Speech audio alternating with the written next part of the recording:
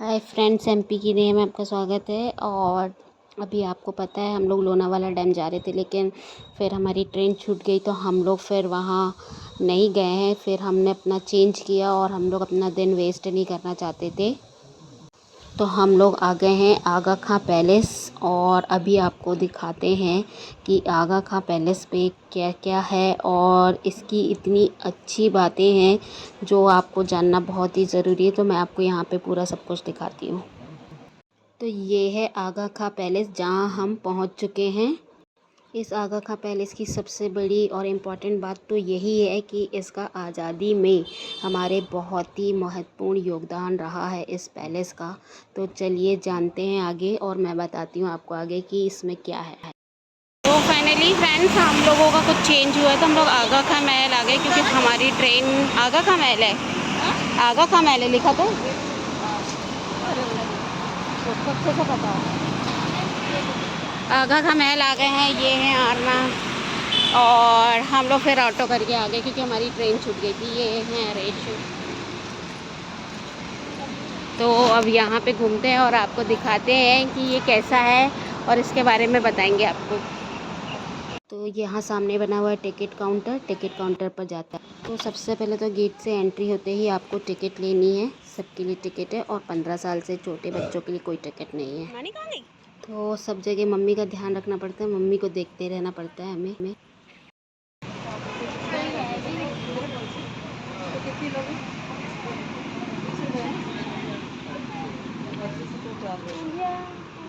आपकी 15 वर्ष एवं उससे कम आयु निःशुल्क है। नहीं,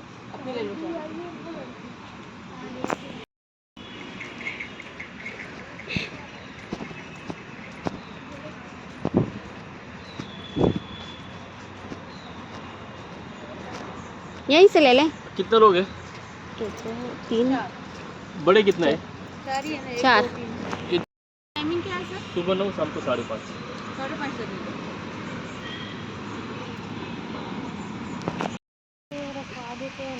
मम्मी हम लोग यहाँ बैठ गए हैं और मम्मी फ़ोटो खिंचा रही हैं। इसे कहीं रखवा दो ना, इसे कहीं रखवा देते हैं ना। कहाँ तक टांगते हैं? खाने पीने का है ना। तो फिर भूख लगेगी तो कहाँ तोड़ के आओगे? तो फिर हम लोग कब, मैं तो कब से पकड़, अभी तो पानी पीने। इस बैग की आफत हो रही है कि किसको पकड़े, कौन का कितने बार पकड़े। चल दे सब चीज़। इसमें खाने का सामान है, चलो। नहीं पकड़, नहीं खाने का। रिया थोड़ा सा पकड़ ले यार, चल। ज़्यादा ही दादी, आप क्यों नहीं पकड़ रहे हो? चलते दादी अपना ही चल ले तो बहुत है। दादी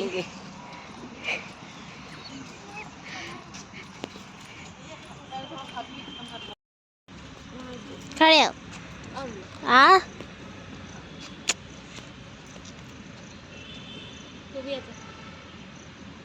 अच्छा आ रहा व्यू।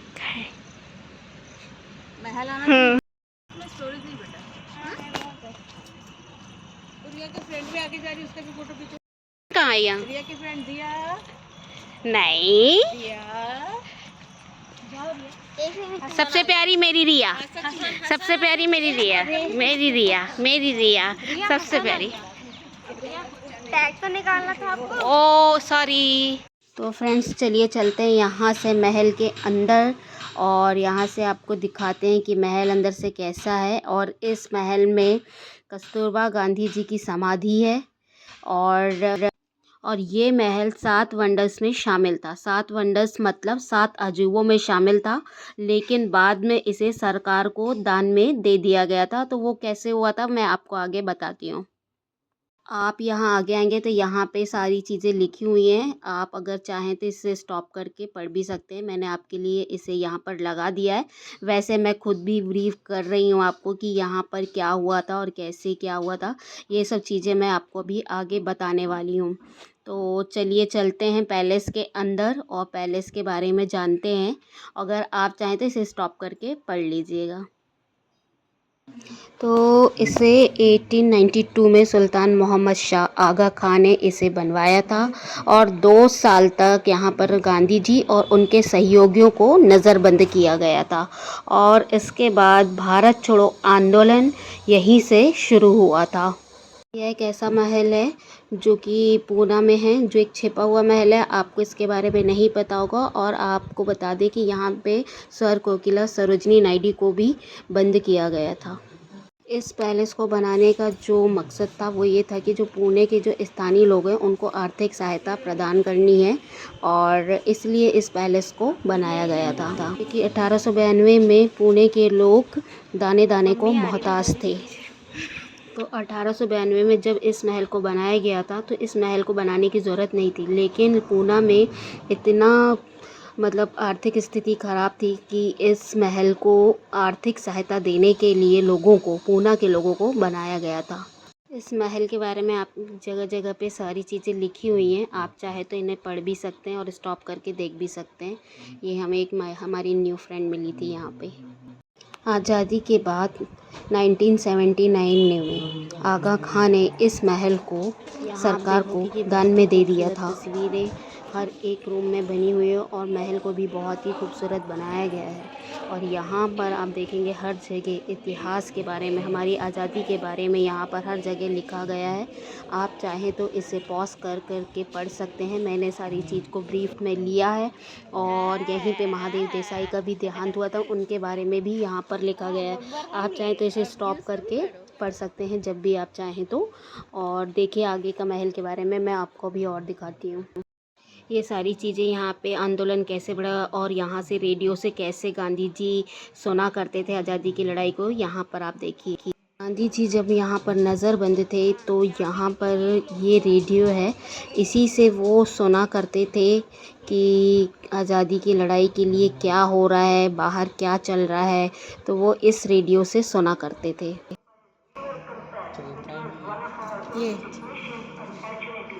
ये चल नहीं रहा, लेकिन ये उन्होंने ऐसे ये बोल रही थी जब आज़ादी के लिए लड़ाई हो रही थी। मतलब ये रेडियो है उस समय का, ये रेडियो उस समय का है और ये उसमें वो करती थी, रेडियो में समाचार प्रस्तुत किए जाते थे, तो ये सब चीज़ें वो बोल रही थी। हाँ हाँ। मम्मी बैठो।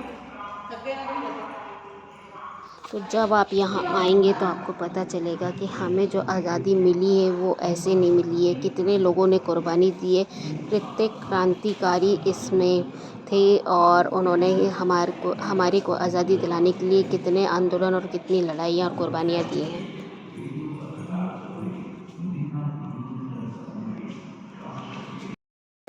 मुझे तो लगा एकदम से कि गांधी जी बैठे हैं। भी बनाए। मैं भी सोची कोई बैठा हुआ है। अम्मी गांधी जी के तुम फोटो भेजो। सही में लगा ऐसा कोई बैठा है, ओरिजिनल लग रहा है, ओरिजिनल एकदम। चलो उनकी चीज़ें भी हैं। ये देखो ये उनका वो सूती का वो बनाते हैं।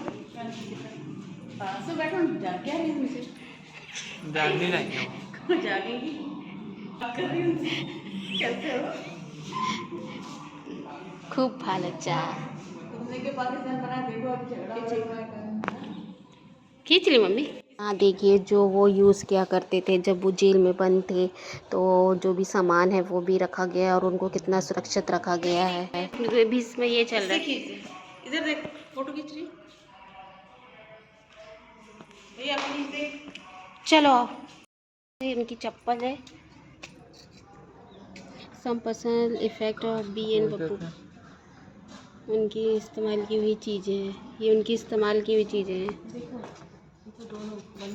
और देखो वो उनकी चेयर है और उनकी वाइफ कस्तूरबा गांधी की फ़ोटो है और कुछ डिब्बे। नहीं ये नहीं, वो देखो उनका बेड है। जो लिखने विखने वाला हे राम लिखा था उनने, वो देखो ओम और हे राम लिखा है उनने।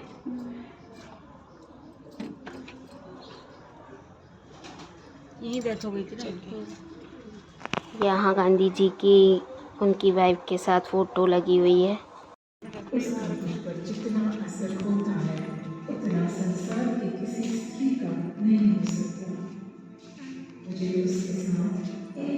तो यहाँ पर उनके दिए हुए नारे और उनके बारे में सारा चीज़ बताया गया है, उनकी फ़ोटोज़ हैं और यहाँ पर सब चीज़ें जो जिन उसूलों को, जिन रूल्स को वो मानते थे और जो लोगों को फॉलो करने कहते थे वहाँ यहाँ पर लिखे हुए हैं। हर एक रूम में सब कुछ ना कुछ यहाँ पर दिया हुआ है। चलिए अब यहाँ से चलते हैं नीचे बाहर की तरफ, वहाँ से पैलेस दिखाते हैं। तो देखिए बाहर से पैलेस कितना खूबसूरत है और इतिहास के लिए गवाह है ये पैलेस, और जो कि सरकार को दान में दे दी गई, इसलिए इसे 7 अजूबों में भी जाना जाता था। तो चलिए समाधि की तरफ चलते हैं जहाँ पर कस्तूरबा गांधी की समाधि बनी हुई है और इस समाधि को आगा खान ने ही बनवाया था। तो चलिए चलते हैं इतने खूबसूरत पैलेस को देखते हुए। तो यहाँ पर एक ग्रंथालय भी है जो कि जहाँ पर बुक्स बहुत सारी ग्रंथालय में रखी हुई है, लेकिन वो अभी बंद था तो मैं उसको वीडियो कैप्चर नहीं कर पाई हूँ। तो चलिए अब मैं आपको आगे का नज़ारा दिखाती हूँ। तो यहाँ से देखिए पैलेस कितना खूबसूरत लग रहा है और कितना सुंदर दिख रहा है ये पैलेस। ऊपर क्या है? ऊपर कुछ नहीं है, बंद है। ऊपर कुछ नहीं है मेरे ख्याल से। हाँ खा महल है ये। कुत्ते भी घूम, आई थिंक ये है। गांधी जी इसी पथ से समाधि की ओर जाते थे। ये इधर है ना।